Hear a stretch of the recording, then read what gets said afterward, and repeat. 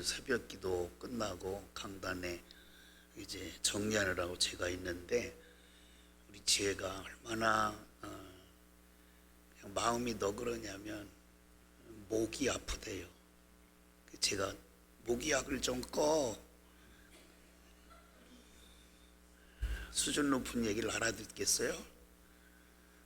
본인 목이 아프대요. 모기. 그래서 제가 모기약을 끄라니까 그 말은 기분 나쁘는지 못 듣고 그냥 가더라고요.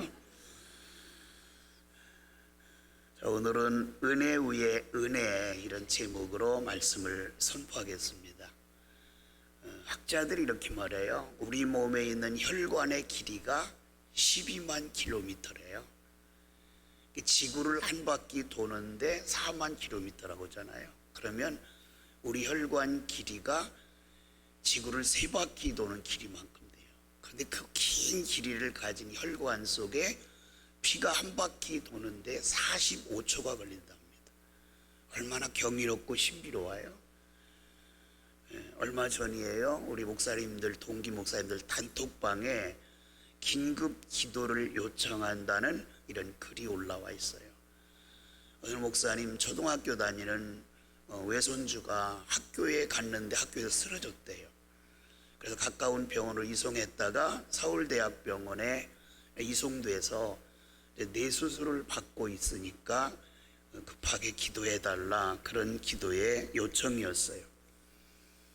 그리고 모든 목사님들이 댓글을 올리며 함께 기도했지요. 다음 날 아침에 그 목사님이 인사하느라고 글이 올라왔는데 그 글 제목이 은혜 위에 은혜, 이렇게 올라왔어요. 그리고 이렇게 글이 써졌어요. 외손주가 사람들이 많은 학교에서 쓰러졌기 때문에 빨리 발견돼서 병원으로 이송된 것이 은혜고, 그 다음에 작은 병원에 살 수 없어서 상급병원인 서울대학병원으로 이송됐는데 병명이 빨리 발견해서 모야병이라는 병이래요. 뇌혈관이 막히는 병. 빨리 발견돼서 성공적으로 수술을 마쳐서 회복 중에 있으니 은혜, 이렇게 은혜 위에 은혜라는 말을 표현했는데 그 말이 참 마음에 와닿더라고요.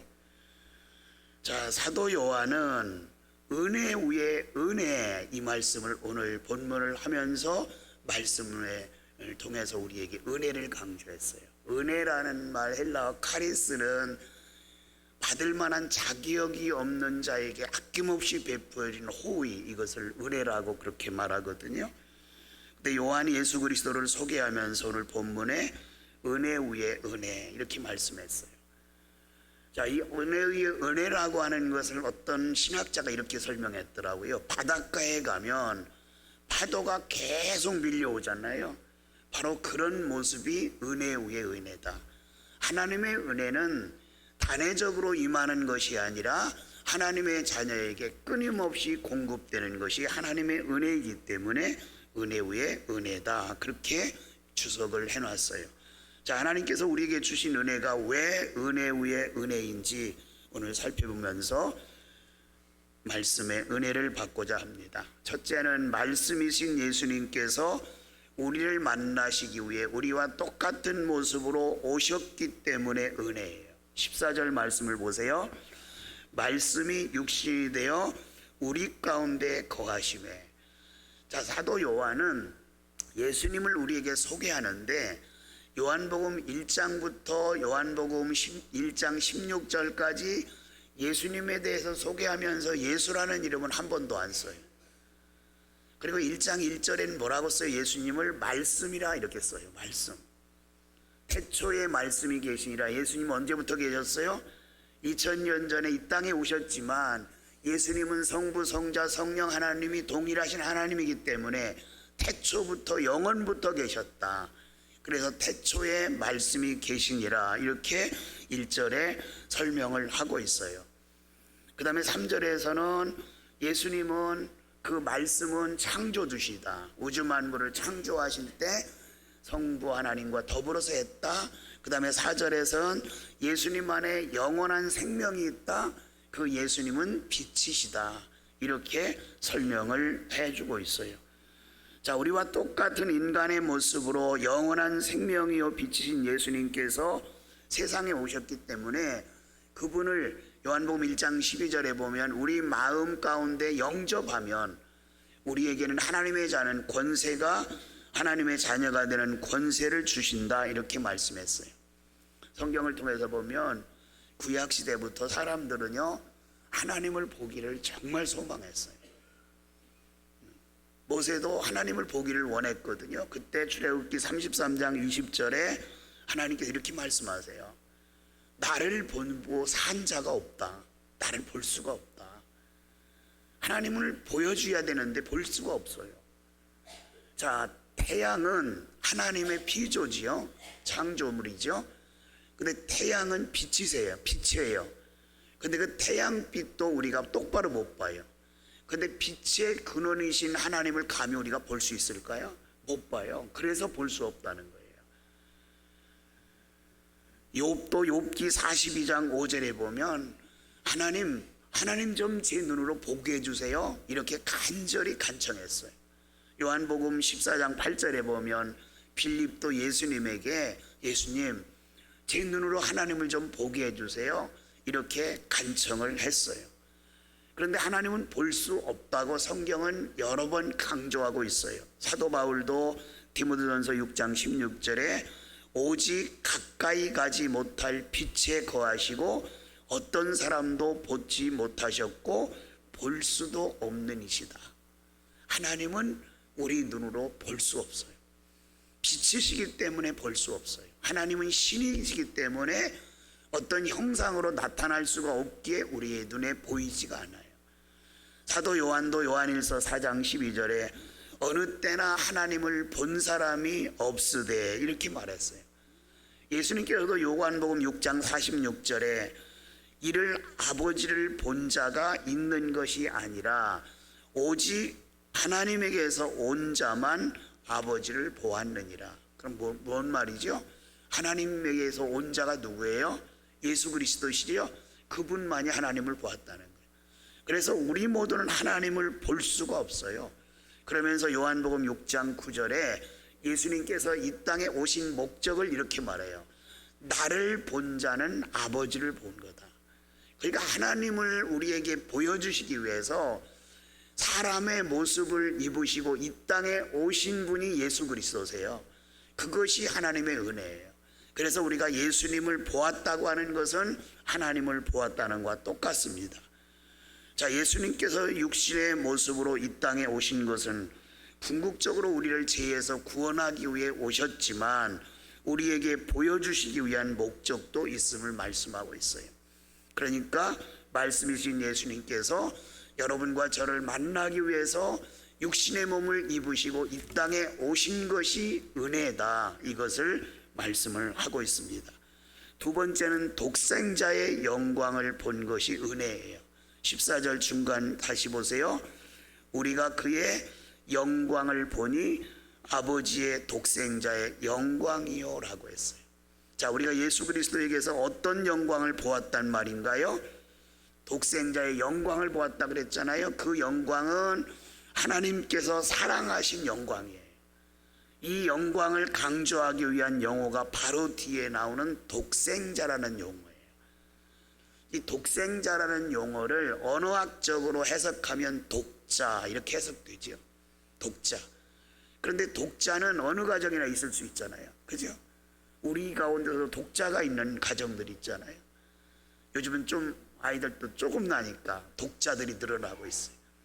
그런데 여기서 독생자라는 말은 독자 중에서도 특별한 독자, 그런 뜻이에요. 하나님의 특별한 사랑을 받은 독자, 그를 독생자라 이렇게 말씀을 하고 있어요. 자, 오늘 본문 16절까지 예수 그리스도를 소개하고자 하는 사도 요한은 예수님이라는 단어를 쓰지 아니하고 이제는 말씀이고 빛이고 생명이라 이렇게 지칭하면서 갑자기 아버지의 독생자라는 표현이 오늘 본문에 나오죠. 이 독생자라고 하는 것을 방금 제가 설명드렸기 때문에 독자 중에 독자로 귀한 분이에요. 그런데 이 독생자에 담겨 있는 사랑은 하나님의 모든 사랑이에요. 하나님의 왜곡된 사랑이 아니라 집약된 사랑, 이것이 독생자 속에 담겨져 있어요. 하나님의 그 사랑을 받았기 때문에 예수님께서 이 땅에 사랑을 입고 오셨어요. 예수님께서 하나님의 사랑을 입었기 때문에 순종함으로 이 땅에 오신 거예요. 이 설명을 잘 설명된 구약 성경이 아브라함과 이삭의 관계예요. 자, 아브라함은 나이가 늙었어요. 100세에 이삭을 낳았으니까.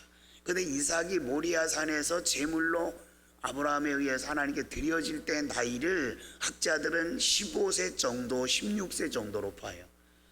그러면 116살 된 아버지를 청년 15세, 16세 된 그 청년이 거부하고 뿌리칠 수 있잖아요.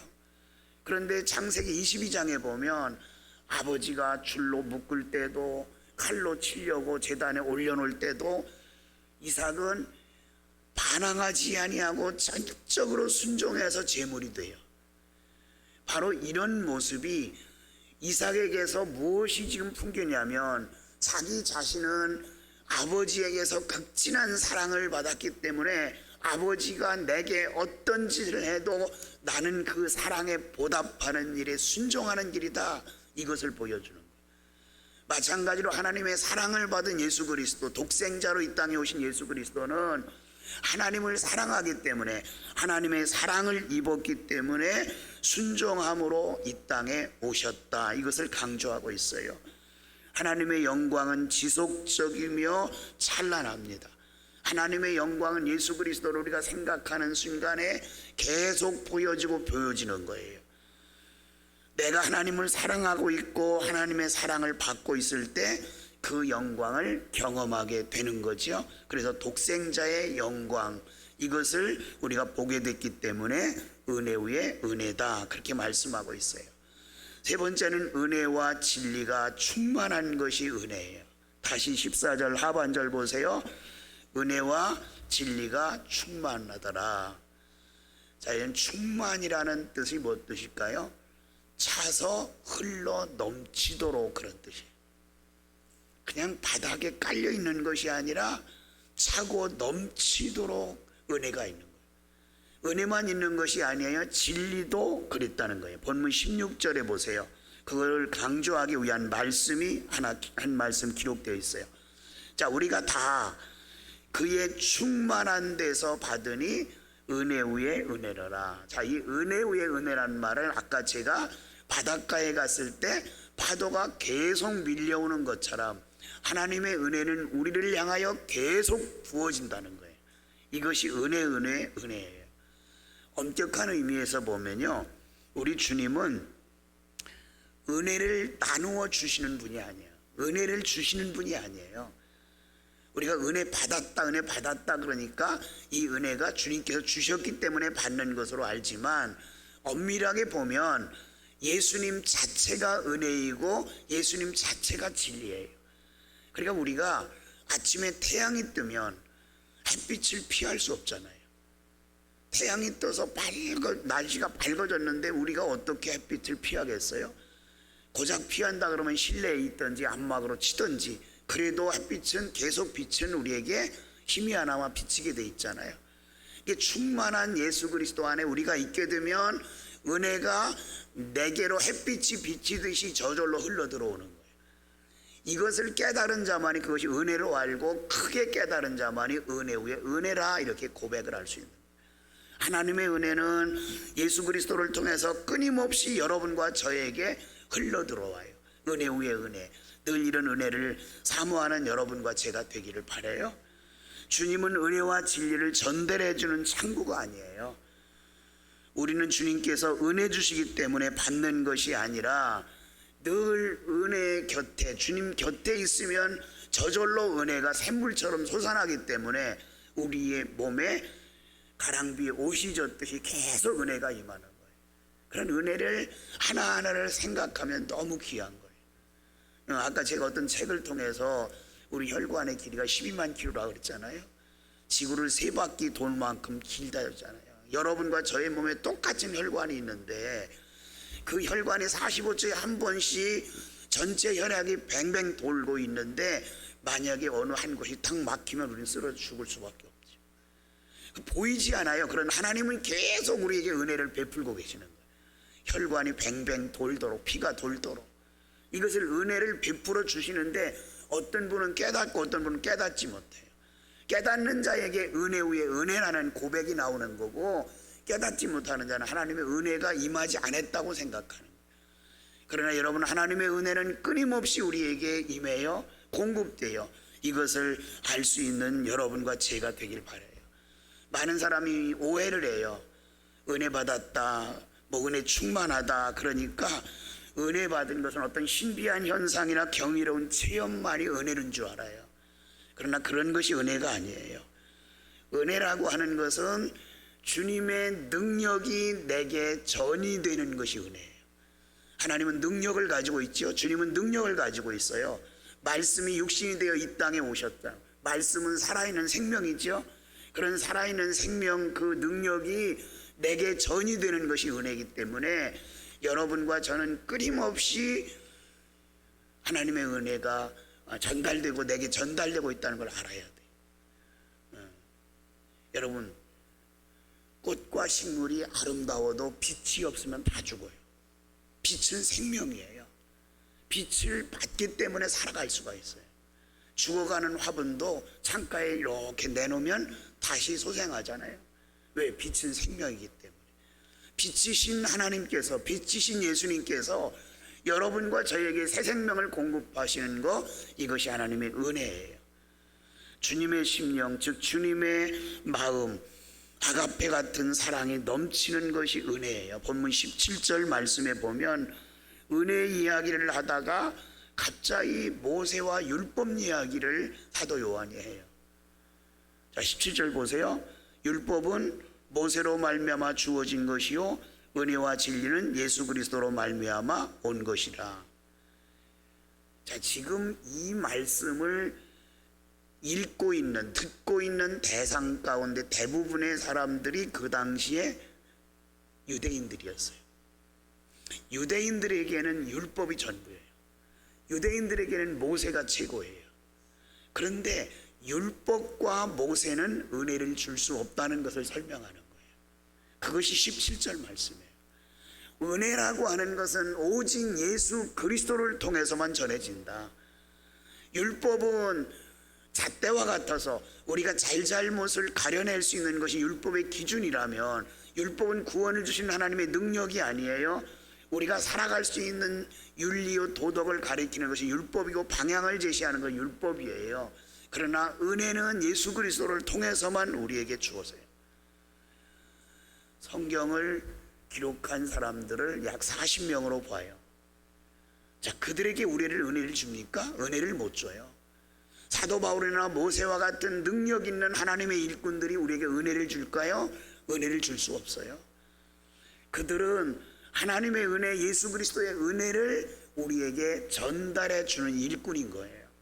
어떻게 하면 우리가 은혜를 받을 수 있을까? 어떻게 하면 은혜를 체험하고, 어떻게 하면 은혜 위에 은혜가 임한 것을 느끼며 살 수 있을까? 그것을 말씀을 통하여 잘 전달해 주는 분이 성경에 기록된 저자들이고 성경의 위대한 우인들이에요. 은혜는 예수 그리스도 통해서만 임해요. 오늘날 교회가 혼란스럽게 하는 이단들이 가끔 있어요. 교회를 혼란스럽게 하는 이단, 자기 자신이 그리스도라고 얘기하는 사람들, 자기 자신이 진리라고 하는 사람들, 그러나 다 거짓말이에요. 예수 그리스도는 한 분이세요. 그리고 예수님만이 진리세요. 사람은 진리가 될 수 없어요. 진리라고 하는 것은 변하지 않는 거거든요. 사람은 변해요. 진리는 죽지도 않아요. 영원히 계세요. 그분이 진리예요. 그런데 사람은 죽어요. 아무리 자기가 신령하다고 주장해도 그 사람은 언젠가는 죽어요. 근데 가끔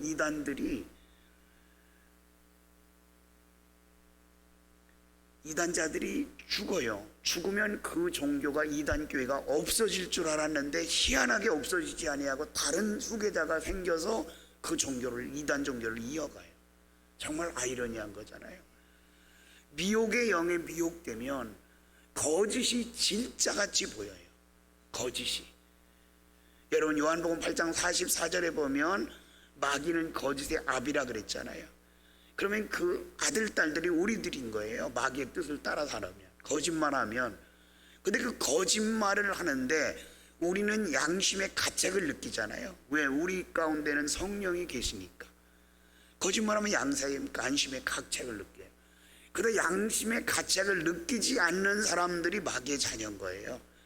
그들은 거짓말하면서 전혀 양심의 가책을 느끼지 않아요. 자기가 구세주가 아니에요. 자기가 진리가 아니에요. 그러면서도 진리라고 주장하면서 양심의 꺼리낌을 느끼지 않아요. 이미 양심이 화인 맞아서. 사랑하는 여러분, 은혜 위에 은혜, 끊임없이 주의 은혜가 여러분과 저에게 오늘도 공급되고 앞으로도 공급될 거예요. 마음은 열고 그 은혜를 사모하면 이 은혜가 계속적으로 여러분과 저에게 부어질 거니까 그 은혜를, 더 큰 은혜를 사모하면서 예수 안에서 차고 넘치는 이런 축복의 주인공으로 살아가기를 주님의 이름으로 축원합니다.